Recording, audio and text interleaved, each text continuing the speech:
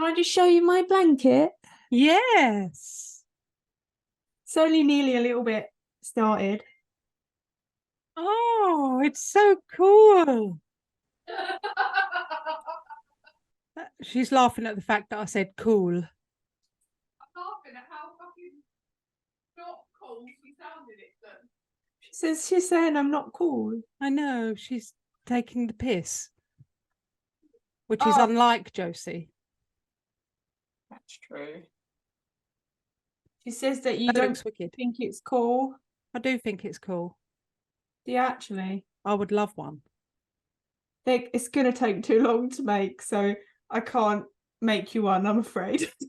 Well, maybe not today, but maybe one day. Yes. I'm having a hot flash as well, can you see?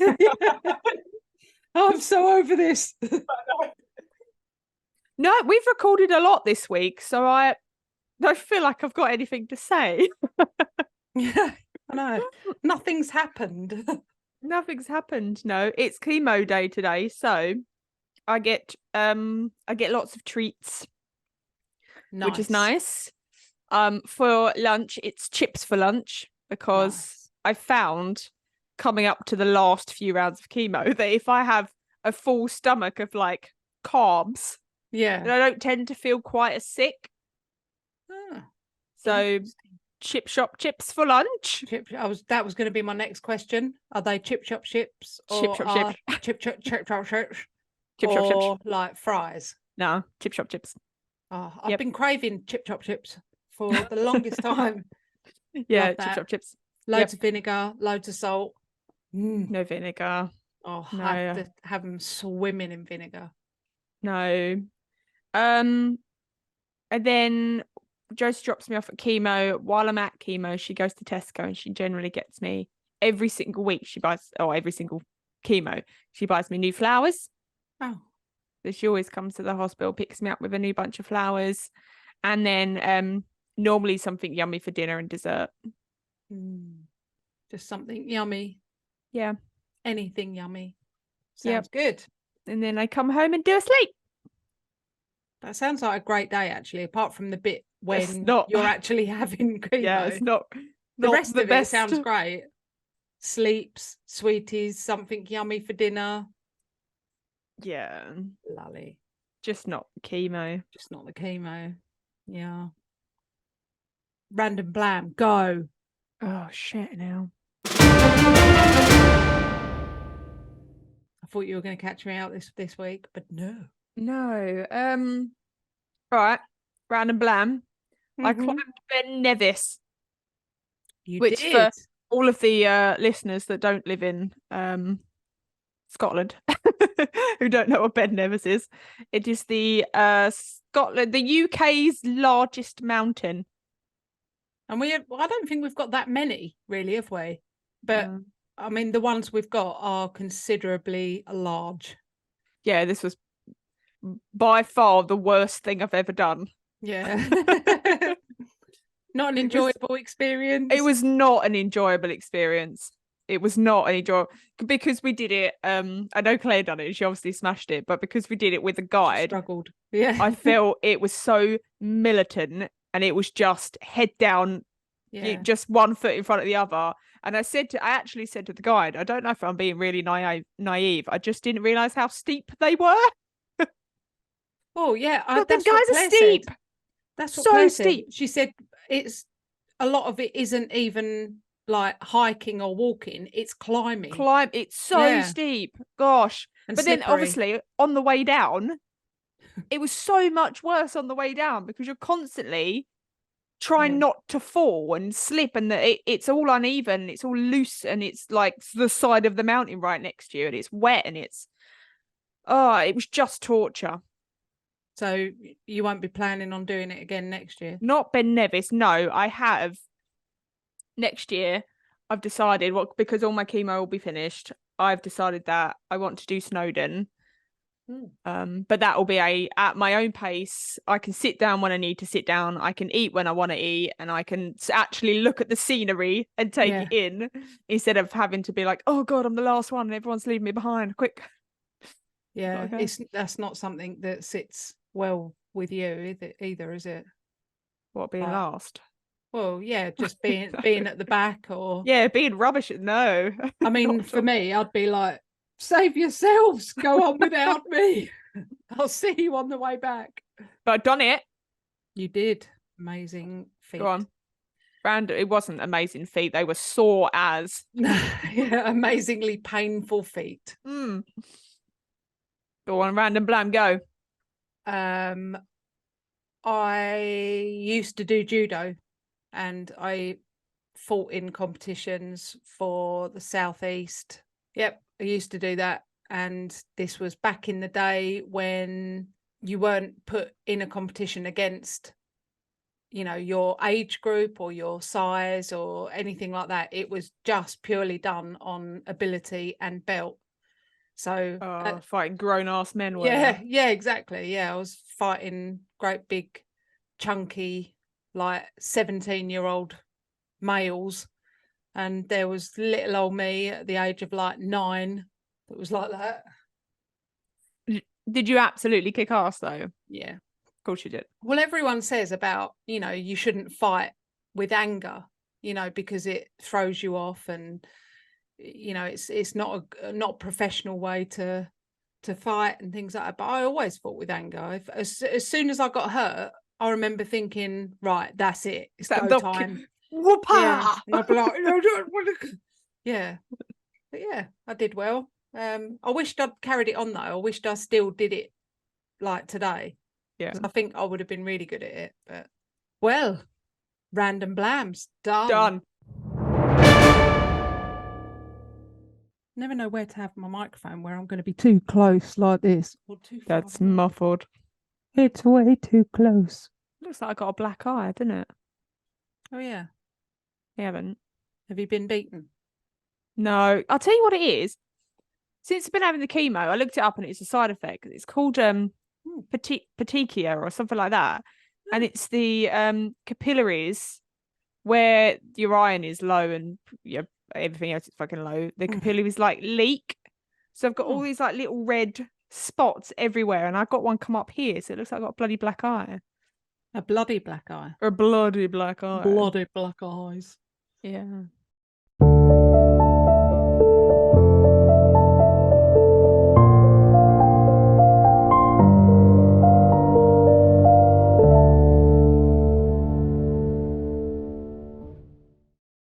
Morning.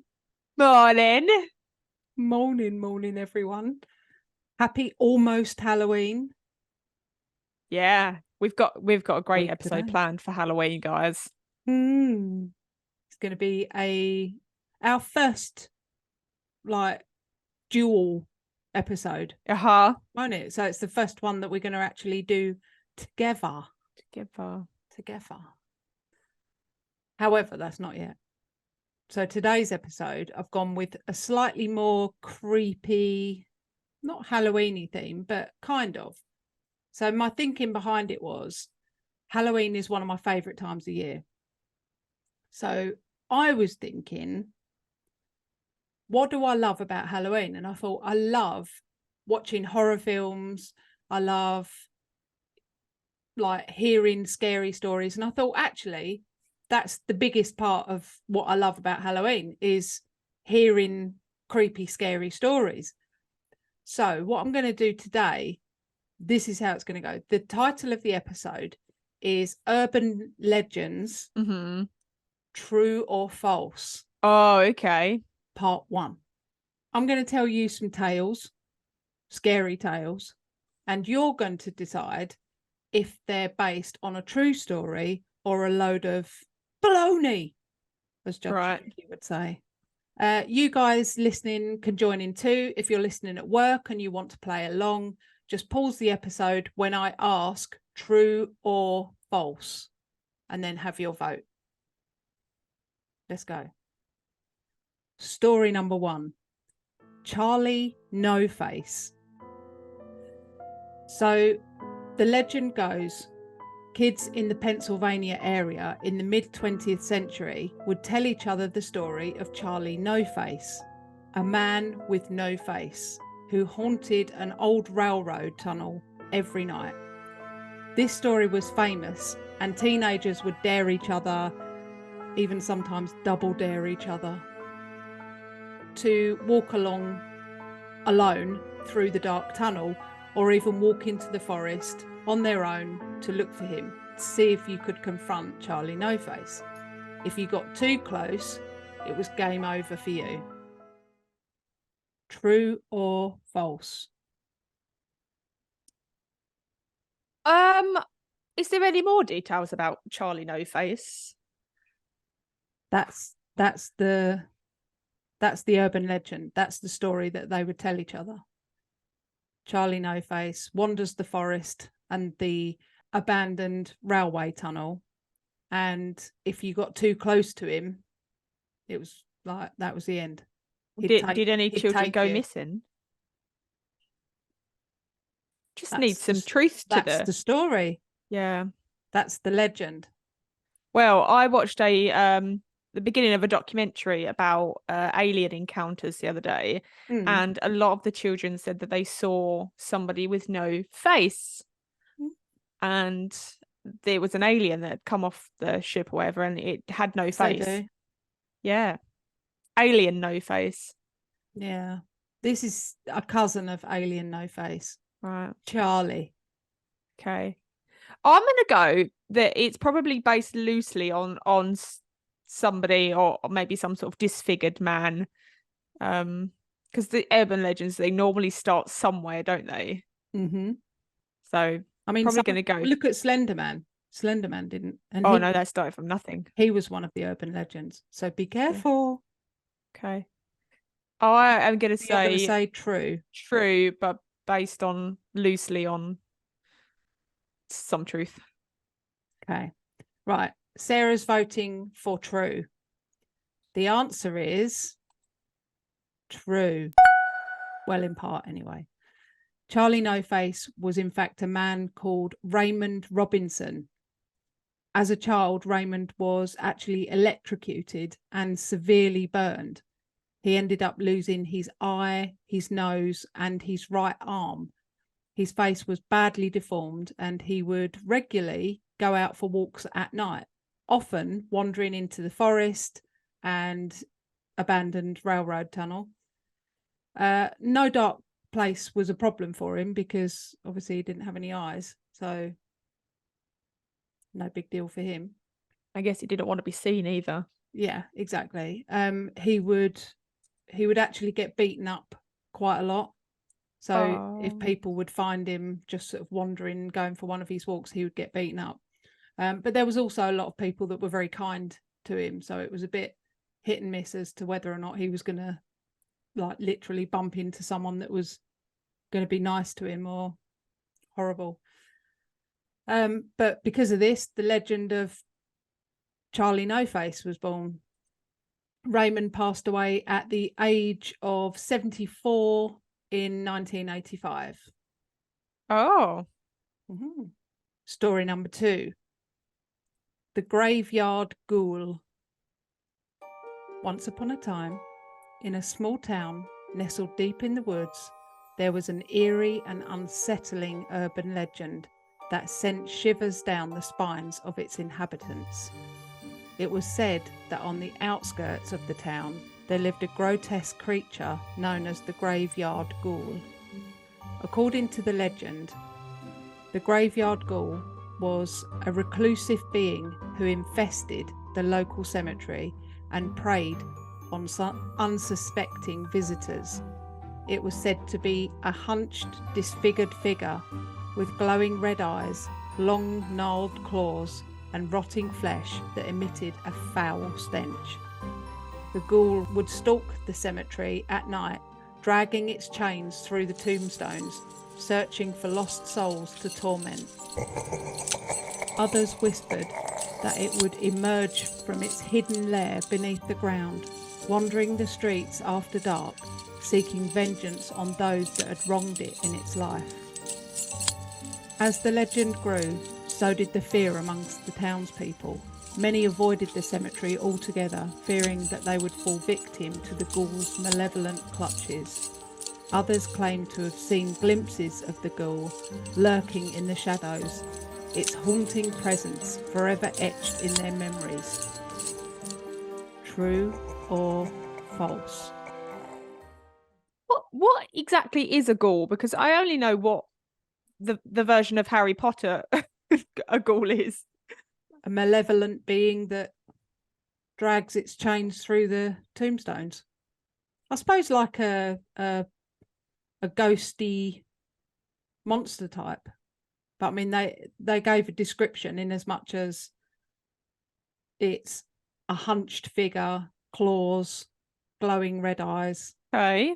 What do you think? Do you think that urban legend is based on some truth, or do you think it's a Slenderman falsity? Yeah, I think that's a complete made up thing, maybe to scare the residents to stay away from somewhere. I think it's completely made up. The answer is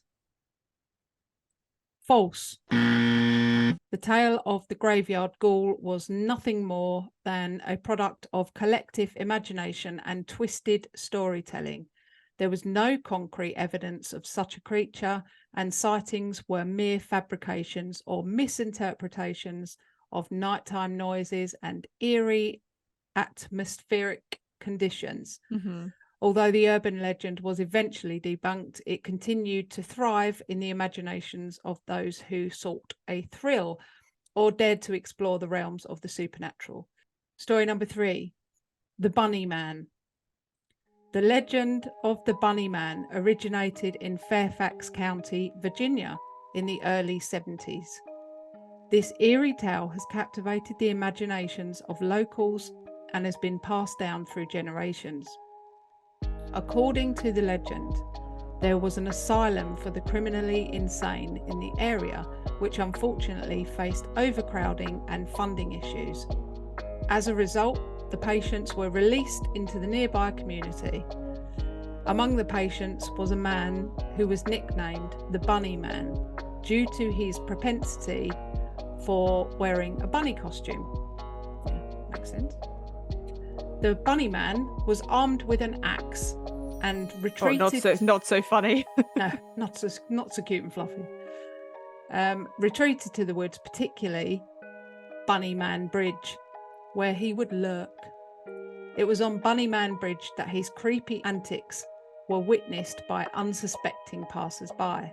The Bunny Man would hang the eviscerated bodies of his victims from the bridge as a gruesome display. Others believed that he would attack vehicles passing by, threatening the occupants with his axe. The Bunny Man legend has even inspired books, films, and local folklore tours, cementing its place in Virginia's spooky tales. But is this one true or false? Yeah, I've got a feeling it's going to be some form of serial killer, isn't it? I don't feel like it would be completely made up. I think it's probably based on a psychopathic serial killer. So I'm going to go ahead and say true. It is, in fact, true. In 1970, a man dressed as a rabbit confronted a couple with a hatchet as they pulled into their driveway. He threw the hatchet at the car window, and then as soon as he appeared, he was gone again. Also, a security guard from the area claims that he saw a rabbit man, quoted, hacking a front door of a nearby house with an axe. Although there have been no further sightings, the locals are still very wary of the Bunny Man. Story number 4, Cropsey. The legend goes, once upon a time, in a small town on Staten Island, there was a mysterious figure known as Cropsey. Now, this story is not for the faint heart, so listen closely if you dare. Legend has it that Cropsey was a tall and shadowy figure who lurked in the darkness, waiting for misbehaving children. Cropsey just sounds like the name of a bunny. Doesn't it? I know. I was in bunny mode, bunny. Yeah. Parents would warn their little ones to stay on their best behaviour, or else Cropsey would come for them. He was said to have eyes that glowed like fiery embers and sharp, gnarled fingers that could snatch disobedient children away in an instant. Cropsey would roam the streets late at night, searching for his next victim. He hid in the forest and abandoned buildings, looking for children who wandered too far from the safety of their own homes. Parents told their children to stay close, for Cropsey could strike at any moment. Some said that Cropsey would kidnap the naughty children and take them away into a secret lair deep in the woods, never to be seen again. Others claimed that he would punish them for their disobedience, giving them haunting nightmares and endless fear. The tale of Cropsey served as a warning to children to obey their parents, follow the rules, and never stray too far from home. Missing posters of children who supposedly fell victim to Cropsey were plastered around town, heightening the fear and reminding everyone of the consequences that awaited those who dared to misbehave. True it's very much or false? It's like the boogeyman story, isn't it? Like it is. I think that that's probably true, and that it's probably grown out of like a child snatcher, or the children were going missing and abducted, and then it then became a fairy tale that you tell children so that they don't wander off. Yeah, I bet it worked as well. Yeah, absolutely. Kids were like, stuff Cropsey. Yeah. So I think there's probably an element of truth in there. Okay, Sarah says true. What do you all think? The answer is true. The origins of Cropsey can be traced back to a real-life individual named Andre Rand. Rand was a former janitor and orderly at the now-closed Willowbrook State School, an institution for mentally disabled children, in the 1970s. Suspicions began to arise regarding the well-being and treatment of the children at Willowbrook, leading to its closure. Andre Rand, a real-life individual, was responsible for several crimes that terrorized Staten Island in the 1970s and the 1980s. Some of the notable crimes and incidents were associated with Rand include the abduction of Alice Pereira. In 1972, Alice Pereira, a 5-year-old girl, disappeared from her home in Staten Island whilst she was playing outside. Her body was never found, but Andre Rand was suspected of her kidnapping. However, Rand was never charged in connection with this specific case. Another one was the disappearance of Holly Ann Hughes and Tyahese Jackson, and this was in 1981. A 7-year-old Holly Ann Hughes vanished from a shopping centre on Staten Island. Tyahese Jackson, an 11-year-old girl, also disappeared from the same area 2 years later in 1983. Both of these cases were later linked to Andre Rand, although he was initially only convicted on unrelated charges.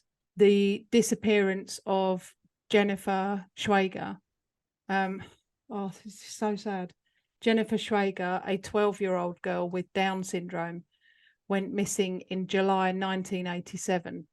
Her disappearance sparked a massive search effort that involved the community and law enforcement.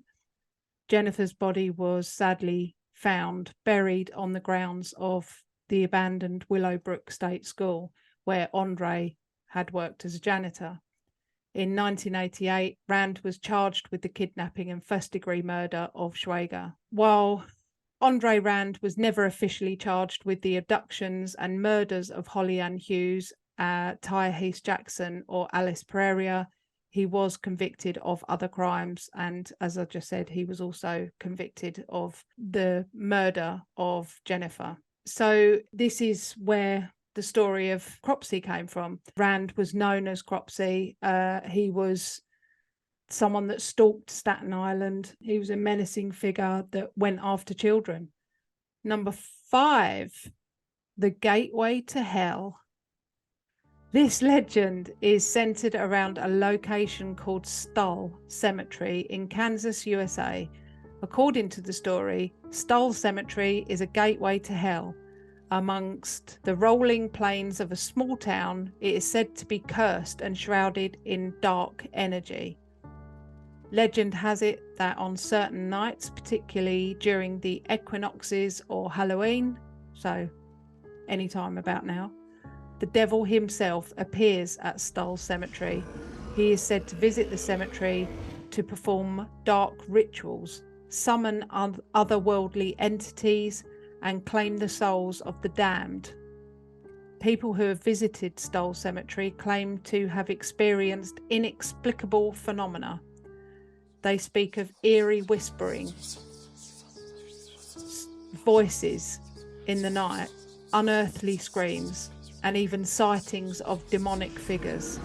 Some locals believe that the legends are true and advise against visiting that location, warning that nothing good can come from venturing into the realm of the supernatural. True or false? I do agree that nothing good can come of I mean, it doesn't sound entering like a into the realm. fun night out, does it? No. Because I am a skeptic of all things supernatural, I will say false. Okie doke. Sarah says false. What do you say? I say, because I have researched it, the status is hugely debated and it is unknown whether it is true or false. I personally think false, but who knows? I think more than likely false. I think people's imaginations and things may have got away from them. Don't know.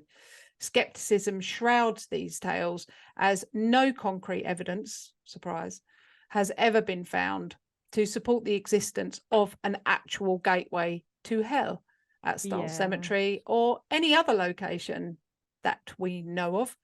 Some argue that the legends were merely created to add mystery and intrigue to the area or as cautionary tales to discourage trespassing. Story number 6. Dead bodies in the walls. Oh, goodness.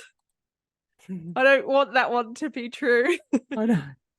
So, once upon a time, there was a quaint little town. There stood an old Victorian house that had a sinister secret. The house had stood abandoned for years, and its stately exterior gradually succumbed to decay. Inside, a macabre discovery awaited those who dared to explore its crumbling halls. Legend had it that the previous owners of the house had been reclusive and eccentric, engaging in strange and forbidden practices. Rumours whispered of their involvement in occult rituals and experiments in necromancy. But what truly set this house apart was the unsettling mystery hiding within its walls. One fateful day, a group of adventurous teenagers drawn by the eerie tales surrounding the house decided to venture inside. Armed with flashlights and a mixture of fear and curiosity, they cautiously made their way through the dusty rooms and creaking corridors. As they explored, a foul odour began to fill the air, growing stronger with each step.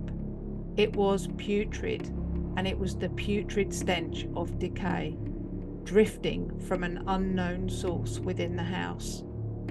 Intrigued and repulsed, the group followed the scent, which grew stronger as they approached one particular room. Inside the room, they discovered a hidden passage concealed behind an ornate bookshelf, its entrance hidden amidst the dust and cobwebs.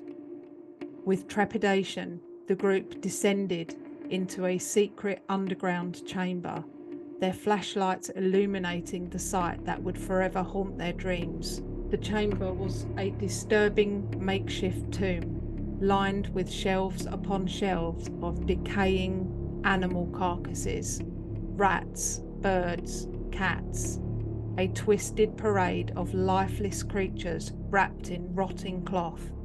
The air hung heavy with the stench of death, and the walls seemed to pulse with the unsettling energy. The realization sent shivers down their spines. The previous owners of the house, in their deranged experiments, had used these animals as sacrificial offerings, entombing them within the very walls of their home. The room had become a macabre shrine to their sinister rituals. Overwhelmed by a mix of fear and revulsion, the group fled from the accursed house, retelling their chilling experiences to anyone who would listen. News of the nightmare hidden behind the walls spread, cementing the house's reputation as a place cursed by dark forces. While some dismissed the tale as nothing more than a ghost story, others dared not to approach the house, fearing the malevolent energy trapped within its walls. And to this day, the old Victorian house stands as a haunting reminder of the horrors that can lurk just out of sight. Bum, bum, bum. Bum, bum, bum. True or false? Oh gosh. I don't want to say true because that's because it's vile. It's a bit much. But I think true. You're sick. It's not my house. It is true, although slightly different. Yeah. based loosely on the truth. Well, I mean, yeah. It's not too different, but in 2015, the Brett Suis family made the decision to insulate their home, nestled in Auburn, Pennsylvania. However, as the construction commenced, an unsettling revelation came to light. Their home already had unwelcome presence lurking within its walls. Scores and scores of deceased animal carcasses were discovered, sending shockwaves through the family. Seeking answers for an explanation for such a bizarre occurrence, the Brett Suis family consulted an expert who attributed the morbid discovery to a particular form of magic known as powwow or Dutch magic. This ancient ritual originated within the culture of the Pennsylvania Dutch, a group of German-speaking settlers who made their way to Pennsylvania during the 1600s and 1700s, often affiliated with Lutheran, Mennonite, or Amish faiths. The Pennsylvania Dutch held onto their unique practices, including powwow, which served as a means to address ailments and attain physical and spiritual protection. However, the mold that developed on the decaying animal carcasses within the walls made the family sick. Right. So not only did it carry an unpleasant smell, but it also began to affect their health and make them poorly. What a turn of events. Yeah. Despite their efforts, the family struggled to rid their home of the lingering odour and its harmful effects. With unanswered questions and an eerie atmosphere engulfing their once peaceful abode, the family endeavours to uncover the roots of this disturbing phenomenon. Their journey intertwines with the history and traditions of the Pennsylvania Dutch as they explore a realm where magic and ancient rituals merge with the present, relentlessly seeking a resolution to banish the darkness that haunts their home and restore peace to their lives. I saw a news article on this family that found it and saw their home, and they were basically saying that the insurance doesn't cover it. So, check that box that says dead animals in the wall, people. Yeah. Their insurance doesn't cover it, and they've literally run out of money. So they've literally had to tear the walls down, obviously take all the animal carcasses out, put other insulation up, have everything replaced. But they said you know, it's costing us thousands and thousands of dollars. And they've kind of run out of money at the moment. So they've started a GoFundMe page. So because they don't know how many rooms, like, oh gosh, yeah, it could be everywhere. It could be in the whole house. Let's knock that shit down and start again. Poor people. Yeah, I mean, to be honest, I think I'd just be like, I'm going to do it myself. I'm going to just rip it all down so that the walls might be, you know, screwed up, but at least I know that there's no like animal bodies behind it. Yeah, get all that out so you could sleep at night. Yeah. Imagine selling a house knowing that that's all. Oh, you know, you sell a house and go, oh, there's a bit of a leak in the tap, but I'm not going to tell anyone. They're like, there's loads of dead animal carcasses all over the house. Good luck. Good luck. Bye. They're like, wait, what? I forgot to mention one little thing. Yeah. House is infested. As the car's driving off, they're like, by the way, dead animals in the walls. Oh, that'd be crazy. Yeah. Whenever you hear of Pennsylvania, I don't know about you, but I immediately think like dark magic, vampires. Oh, do you? Yeah, Pennsylvania. I don't know why. Because it sounds like Transylvania. Maybe. I think Pennsylvania, I immediately think of vampires and old rickety witch houses. And next, a story. The Licked Hand. Oh. In this chilling tale, a sense of unease envelops a young girl as she is haunted by an ominous dripping sound resonating through her home. Gripped by fear, she finds solace in the comforting presence of her loyal dog, who offers affectionate licks to her hand from beneath the bed. Oh, God, don't tell me it's not even the dog. It's not even the dog. However, as the unsettling events escalate, the girl must confront the horrifying reality. Driven by curiosity and an increasing sense of dread, she musters the courage to investigate the source of the disturbing noise. To her profound shock and devastation, she discovers the dog brutally slain and a macabre message etched in blood upon the walls. Humans can lick hands too. Oh no. True or false? Oh, I just got a big shiver down my back then. You wait till I put creepy ass music to these stories. I'm going all out for the Halloween episode before. Oh, I think it's true, but I don't want it to be. But so far, I haven't got any wrong. It's true. Well, I mean, I'm not saying it's true. I'm saying okay. That's true what you just said. You have wrong. I think it's true. Right. What do you guys think? Sarah thinks true. What are you saying? Shout it out in your cars now. Everyone going, true, false. I think it's false. I think it's true. Well, this story is in fact false. Thank goodness. So you can calm your ass down. Because I was worried about the dog. I know. Do you know what? If it had been true, I probably wouldn't have told that because of the dog, but it's not true. The dog's all right. This bone-chilling tale draws inspiration from an earlier work by M.R. James titled The Diary of Mr. Pointer.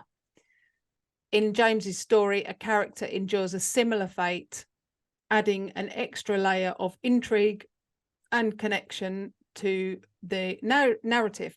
Both stories weave a web of horror where the inexplicable and sinister collide, leaving us with a lingering question: what ominous forces lie hidden within the shadows, ready to shred the boundaries of comfort and safety?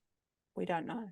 You give me anything like gruesome and bloody and horror and gore, I'm absolutely fine with. But when I'm watching a spooky film and there's shit like that in there, I just can't. It's under the bed, isn't it? It's like it's putting your hand down to get some reassurance from your dog, and feeling like it's that knowing afterwards that she very willingly had her hand over the side of the bed Yeah. And felt a little like lick on the back of her hand and thought, that's all right. Everything's all right because my dog's right here. Okay, so you've only got one wrong so far, and that was a good wrong. So let's see how you feel about this. This is our final spooky story for today. And this is story number 8. The Kentucky Fried Rat. You must have heard this one. No. According to the tale, an unsuspecting individual indulged in a savoury meal from Kentucky Fried Chicken, only to uncover the shocking surprise amidst their crispy and flavourful chicken pieces. As they eagerly reached for another mouth-watering morsel, their joyful anticipation morphed into abject horror when their fingers encountered a peculiar texture. To their disbelief, they withdrew what appeared to be a deep-fried rat from the depth of the KFC bucket. True or false? With all the KFCs out there across the world and the length of time that they have been going, I feel like that's bound to have happened. Yeah. I mean, I remember hearing about this like when I was a kid. I've not heard of it. This has been a long rolling story. That one person's like in KFC, they're like, that one time that happened. Yes. One time I did that, and I thought it'd catch on. Yeah. I think it's true. Okay, Sarah says true. What do you guys think? The answer is nobody truly knows. I've researched it, and there is no definite answer on whether this actually happened or not. The story quickly gained traction, spreading through word of mouth and capturing the attention of media outlets everywhere. Yeah. People became both fascinated and repulsed by the eerie possibility that such an unappetizing creature could be concealed within the seemingly like innocuous fast food meal. You don't really I think feel about like it, it's something that absolutely could have happened. Don't know. Yeah. I mean, it's plausible. You do kind of think surely the person putting the chicken pieces in the bucket would see that it's a rat. Don't know, because they just blindly pick them up, didn't they? Blah blah blah blah blah. I don't think so. I don't think that. I think you would. I don't think they inspect. I think you'd notice. You'd notice. I mean, I used to work in fast food for a lot of years. Yeah, you'd hope so. I personally, I think it's false. I think it's the people have picked out the worst sort of animal that you can imagine actually eating, and they think, yeah, well, that'd make sense because you might get rats in like a kitchen if it was particularly rank or whatever. And I don't know. I don't believe it. I think it's a load of old horse shit. Baloney. Baloney. I love Judge Judy. Oh, I love Judge Judy, or as I call her, Judge Nudie. I love Judge Nudie. So while often urban legends fuel our, collective fears and spark sensationalism, they can also be works of imagination, conjured to entertain or to caution. As the story of the deep fried rat in KFC bucket continues to be shared and debated, it serves as a reminder of our fascination with the unusual, the grotesque, and the unexpected, which is what we should have called our podcast. The unusual, the grotesque, and the unexpected. Yeah. Whether a chilling reality or a product of intensive storytelling, these urban legends haunt the edges of our sometimes culinary experiences, making us question the origins. We question the oranges. Sometimes. Give it up. What do you know? And the contents of the meals we consume. The end. And you did really well on that because out of 8 stories, you only got 2 wrong. What, it was 2? Oh yeah, I said the rat one as well. Yeah. Yeah. So yeah, I'm going to take that as a challenge to do some more in the future, because I really enjoyed doing these, and there's nothing I love more than reading a creepy, scary story. Yeah. So I'd quite like to do some more of these. So if you see any urban legends or anything on your research, don't look at them. All right. Don't look at them. Don't read them. If someone starts talking to you about them, just don't look at it. Yeah. If you've got any urban legends, send them our way. Yes. Yeah. Send them our way, but send them like to me. So make sure you title it. Not for Sarah's eyes. Yeah. Sarah, don't look. Yeah. Or like for Kate's eyes only. Yeah. I mean, you can just send me messages about anything. Like it doesn't have to be urban legends. Just send it to me. If you have enjoyed listening to our episodes, make sure you rate us and leave us a review on whatever platform you are listening. We absolutely love hearing from you guys. So you can also help support our show by donating to our Buy Me a Coffee link. We will make sure that you get a massive shout out and a big thank you in our next week's episode. You can also follow us on social media at Perplexed Podcasts. We're on Facebook, Instagram, and if you want to see more videos and blooper reels, subscribe to our TikTok and YouTube channels. You can also email us your stories at perplexedpodcasts@gmail.com. And you can find all the relevant links in the episode descriptions. Thanks for listening. Bye. Bye.